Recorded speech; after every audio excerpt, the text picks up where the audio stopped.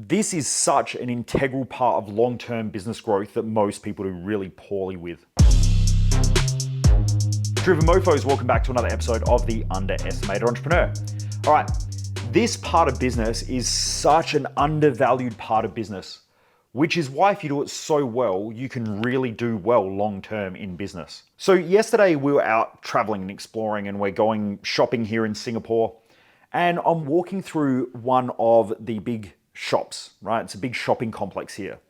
And as I walk down aisle after aisle after aisle, when I say it, like the major strip of the mall, you have Gucci, you have Louis Vuitton, there was Apple. And so all I did was I kept looking and I was like, wow, these are all brands. These brands, whether it's Rolex, whether it's Hublot, but there were all these brands, just brand after brand after brand after brand in this massive shopping mall. And even companies like Gucci, Louis Vuitton were over 3 floors. So they had 3 floors of Louis Vuitton in this shopping center. Gucci had 2 different stores, one down either end of the mall. And there were some other brands as well, like Chanel and stuff like that were down either ends of the mall. And what I found really interesting was how many people were there. There were probably 1,000 people at least, if not, maybe more in this mall. And what it really showed me was the importance of how critical branding is to a business, for long-term success anyway. For short-term success, marketing is important because, like if I wanted to make 10 grand today, I would just hop on my Instagram page, I would run a promotion, and I could probably drive traffic in and get a sale. But for long-term growth, you need to create a proper brand. Now, for a lot of you, you may have been following me for many, many years now. You will know the feel, you will know the look, you will know the words that I use. Yesterday, I had a bit of a joke because I popped up a post on my Facebook page where I spoke about cactuses. Anyway, they had all these different gardens from different parts of the world. In the Mexican area, there's a whole bunch of cactus. Now, if you've listened to this podcast, I talk about getting fucked with a cactus. And that's what I mean, like the tax department have fucked me with a cactus, or, someone did something stupid and they got the old cactus, which the community know is a bit of a joke that I use, which means like pain. So when you do things and you get cactused, that means you're either sitting on a cactus or you're getting fucked by a cactus. That's not going to be fun. So our community know the language, they know the terminologies. You would have heard me use the term driven mofo. We have mugs with driven mofos on there. That's the community name. That's part of our brand. There are the color palettes. So the color palette is that orange.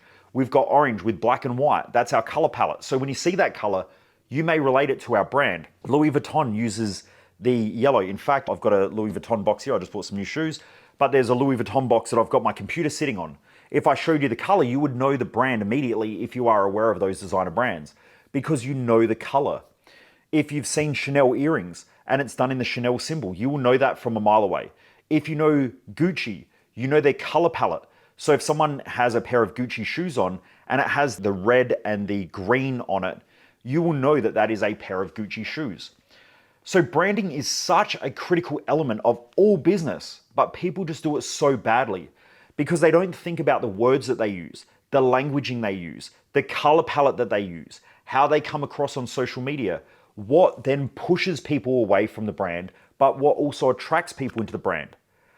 Every time you have an attraction, you also create a repulsion. So for me, some people don't like the fact that I swear. That's fine. They're probably not going to do well in my community. When I was younger, I used to adapt. So someone would come along and they'd be critical and they say, I don't like your swearing. So I would spend the whole event, if I ran a 4-day event, I would spend the whole event trying not to swear. And when I accidentally dropped an F-bomb, I was like, oh no, I dropped the F-bomb. Someone's going to be pissed off or frustrated. And sometimes I would do these 1-day events where we would travel around the country doing a national tour. I would spend the whole time thinking about not swearing. I would sit there and I'm like, don't swear, don't swear, don't swear, don't swear, don't swear. And it was in my head so much, I couldn't deliver good quality content because I was so afraid to swear because I didn't want to upset somebody. But then what I realized was that all I was doing was not being myself. I was inauthentic. I was trying to people please people who weren't part of my community anyway. They would whinge about something eventually. And the people that I liked hanging out with, they didn't give a shit that I swore. Most of you who listen to this podcast religiously, you don't care that I swear. You know not to put this on in the car with your 2-year-old kid sitting in there if you're dropping him off at kindy, because he's probably going to learn a couple of words that are going to cause some problems at kindergarten. People don't watch Gordon Ramsay because they don't like the swearing. I love watching Gordon Ramsay because I love the fact that he's so blunt and swears all the time. I can relate to it. So your brand has to be relatable to the clientele that you want to work with. And too many of you who are business owners or who are coaches adapt your brand because you are more worried about sales than you are building a brand that is congruent with you. When you do that, you're never going to be fulfilled in your business because you're always going to be pretending. You're going to be fake. And there are so many people out there who talk about authenticity who are the fakest fucking people that I've ever met. Right? The whole coaching space is full of these people that are like, authenticity, authenticity, authenticity. And when you meet them, they're completely different people. That is just trash. When you meet me, I'm the same person on the podcast that I am online, that I am when you meet me in private. I will go out to dinner and I will hang out with people, and I'm the exact same person that you get on this podcast. Some people like it, some people don't. But why the fuck would I want to hang out with people anyway who don't like me for me being me? And yeah, could I change my language? Yeah, I 100% could. I could swear less, and maybe I would get some more corporate gigs. Maybe I would make more money dealing with people who like more political correctness. But I don't like people who are politically correct. I don't like that. You know, when I was hanging out with people the other day in Singapore here, we were talking about this stuff, and these are all high-level professionals. They are all dropping F-bombs, they are swearing, we're joking around, we're having fun. They all are from different cultures and different ethnicities, and we all just blended, right? Everyone get along. But I guarantee that the majority of people who are in their workspace aren't like them. They are trying to be something that they're not. Maybe in the work environment, they are different than the people that they are on weekends, I'm not sure. But what my point is like, why would you want to be something that you're not? And many of you out there who run businesses, your social media sucks so bad because it represents something that you're not. I meet business owners who are in the trade-based industry, and when I meet them, they're like chilled out, they're relaxed, they pop a beer, they're just hanging out, they just talk a bunch of absolute trash with people, and they're loving life. Then all of a sudden they're on social media and it's like, oh, hey, we fixed this pipe here today, and this pipe is really important. You've got to use 3mm diameter piping for this thing because it's really important. You have no brand awareness. That is not you. You should come across as the way that you are with your brand, because that is something that is important. If you have a business and your social media isn't a direct reflection of you and you're the owner, then your branding is ineffective. You have an inconsistent culture. If I hire you to come and work at my house and I hear you swearing, on social media, you never swear, then there is a brand inconsistency and incongruency that you have. You're fake as fuck. Don't be like that. I've been working with so many business owners over the last couple of months who have come to me. Some of you from on here, some of you from on my social media pages. And you'll say, look, I want to build my business. I want to build my brand. I want to get better marketing. How do I do that? Now, unfortunately, you hire marketing agencies who will go out there. They will tell you to act a certain way, to be a certain way, and say a certain bunch of things. The problem is that if you don't have your brand pillars correctly cemented in your business, which comes from a clear culture guide and a clear company guide, then you're essentially not being yourself. You're fake as fuck. And that is going to come across in how you operate as a person. It's going to come across in how you sell. It's going to come across from your price point. Do you know, I'll give you an example. There are so many trade-based businesses out there who say, we do the best work. And I go, well, that's bullshit. And they go, well, it's not. And I say, then why the fuck on your website does it say no obligation free quote and that we will price match? Why would you price match if you're the best? Ferrari don't go, we'll price match. They don't give a shit what you pay for a Toyota. They don't care. They're a Ferrari. If you say we are the best, therefore we are a premium product and a service, yet we charge the same as everybody else, you're the same as everybody else. And this messes with so many business owners because they're like, yeah, but we don't want to lose jobs. We don't want to lose clients. I've got to keep staff busy. You're operating out of fear. I have people who tell me all the time I'm too expensive, but they're cheap people, right? I'm not too expensive. Here's something crazy. I had a guy who signs up with me. This was 2 years ago. This guy signs up to come and do my Business Growth Odyssey program, pays 30 grand to come and do the program. Year 2, signs up to do 30 grand and said, I want to do one-on-one coaching. Pays another 60 grand on top of that for one-on-one coaching. So let's say it's around about 130 to 150 grand that he's spent and invested over 2 years. Now, to a lot of you, you're like, shit, that is a lot of money. And it is, but $150,000 isn't a lot for a Ferrari. It's not a lot to buy a penthouse in one of the major cities globally. It's not if you're talking about, infrastructure spending for government agencies, it's not even close. So it's a comparison. When you have a $2 mindset, that's a lot of money. So if you have a cheap mindset, that's going to be a shit ton of money. But here's the kicker.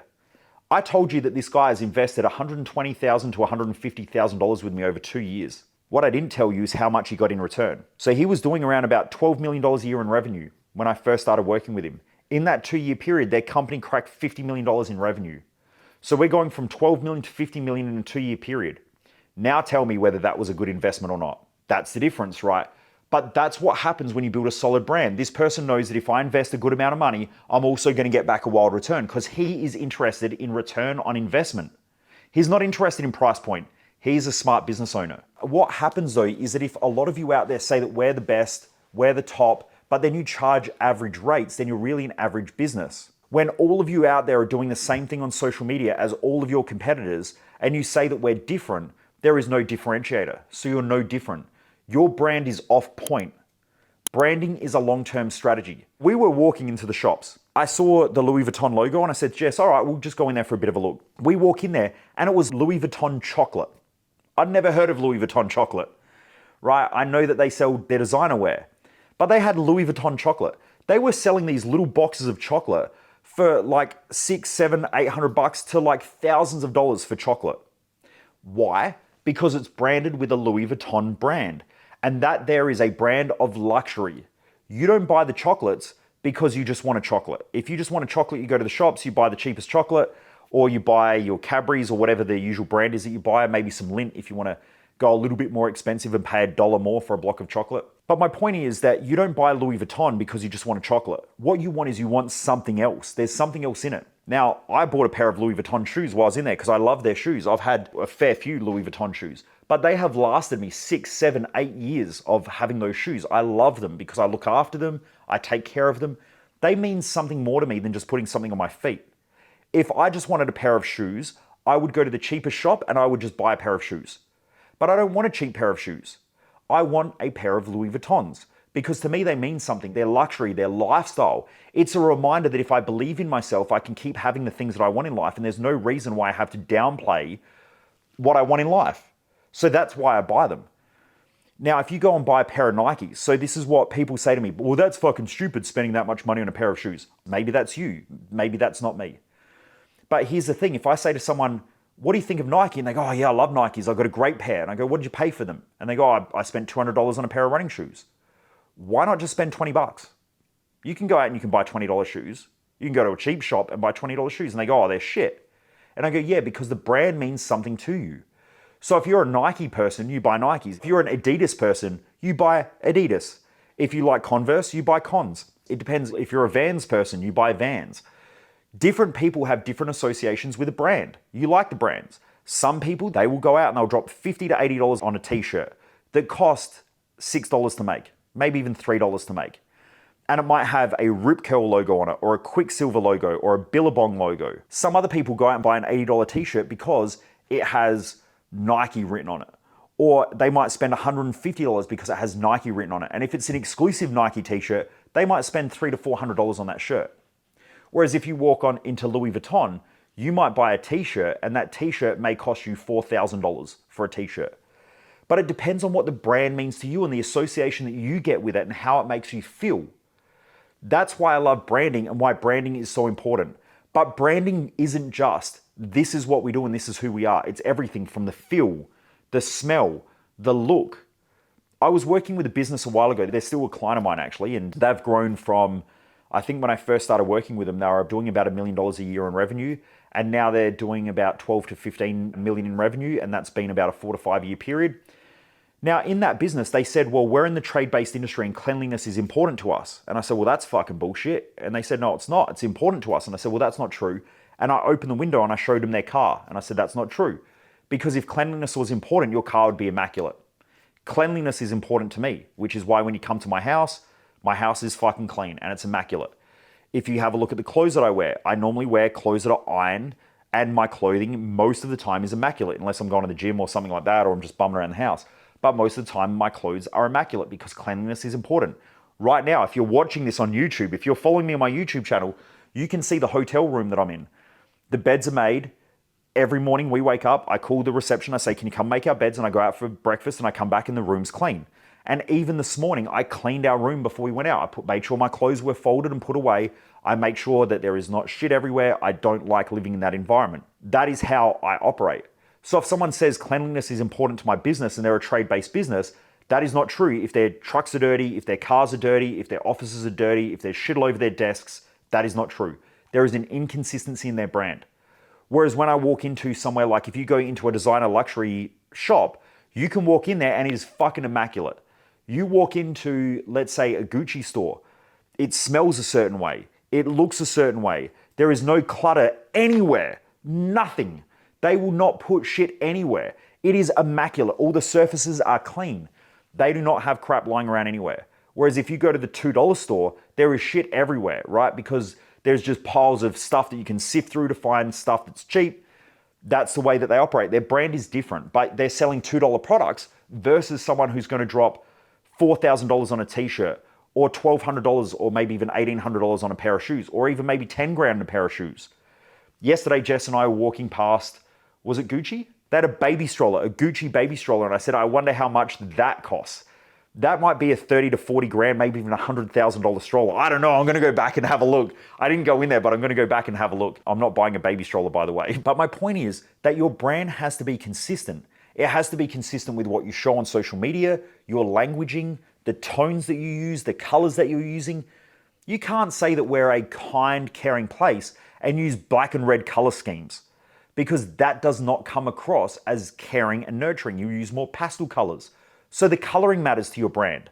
You cannot call your brand something like, I saw something a little while ago that I worked with, and it was like, when I worked with a business owner, I went to their social media, right? So there's a coach that I'm working with. Their social media was all about being caring and nurturing and compassionate and all this stuff.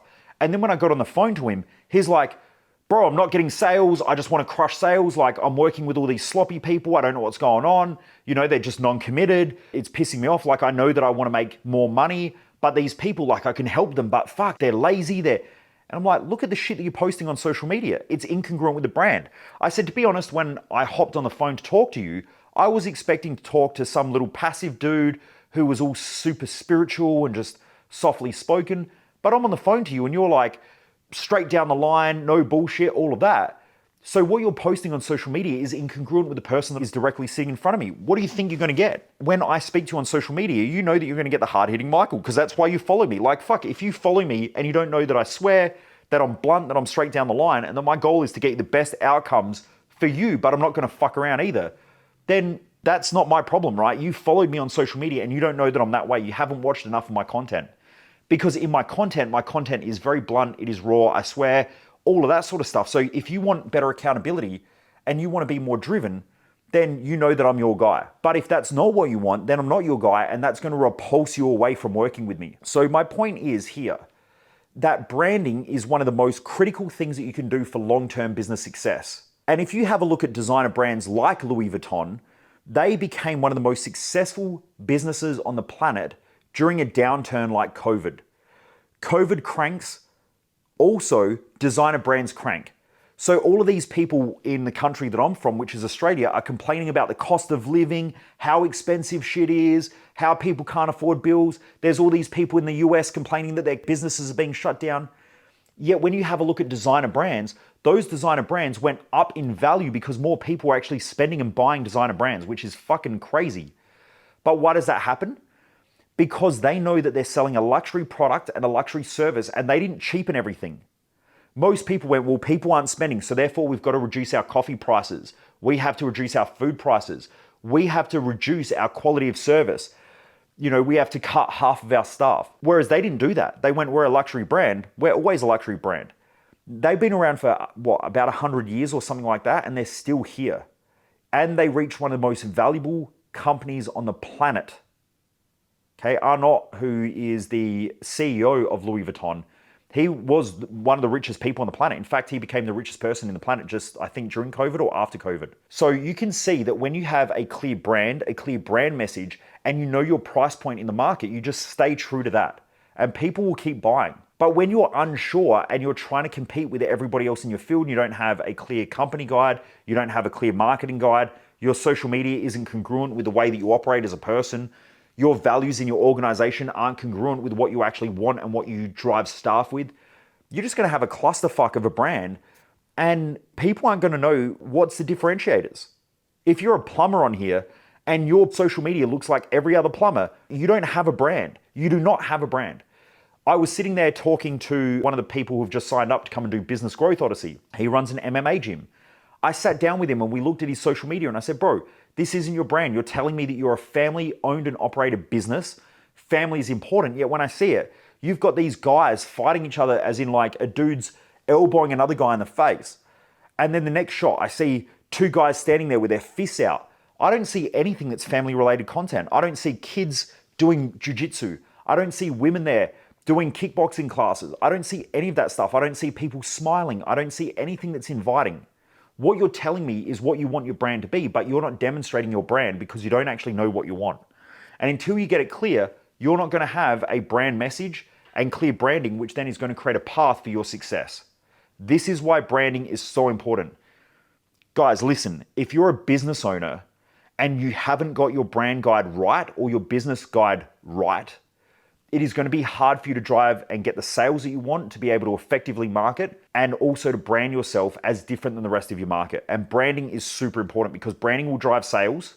Branding will also drive behavior and marketing. If not, you're going to sink a ton of money into marketing and you're going to work your ass off to try to get sales. If you're more congruent with your branding and you know exactly what you want, you'll attract the customers that you want, which will make it easy to close sales and it will make it easy to market. Anyway, Driven Mofos, I hope you've enjoyed this episode. If you need help with any of your brand guide and company guide, just shoot me a message on social media or jump across to my Instagram page. It's Michael Mojo _success. So Michael Mojo _success on Instagram. And just send me the word coaching and let's start a bit of a chat and a dialogue and let's see if I can help your business to grow.